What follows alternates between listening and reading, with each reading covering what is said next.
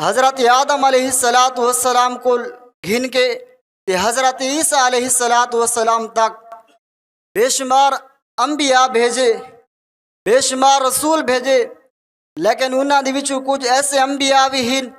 جنہاں دے حالات تا جھات رہ گئے، اساں انہاں دے نام ہی نہیں جاندے، لیکن اج اساں مسلمان ہون دی بنا دے اوتے انہاں نبیاں دا بھی ادب کرنے احترام کرنے انہاں کو بھی اللہ دا نبی منیندے ہیں۔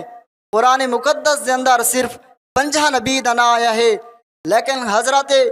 آدم علیہ السلام تک پوروں گھن کے تے حضرت عیسیٰ علیہ السلام تک جتنے بھی انبیاء ہیں، جتنے بھی رسول ہیں، اللہ رب العزت نے ہر نبی کو، ہر انبیاء کو عزت عطا کی تھی، معجزہ عطا کی تھی، کتاب عطا کی تھی، ہر نبی کو اللہ رب العزت نے اپنا مقام عطا کیتا ہے، لیکن انہاں دے وچ کچھ ایسے خصوصیات ہیں اللہ رب العزت نے صرف حضور علیہ السلام کو عطا کی تھی، باقی کیا نبی کو بھی نہیں عطا کی تھی۔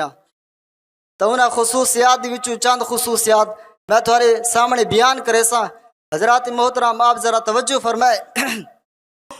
آپ علیہ السلام دی پہلی خصوصیات ہے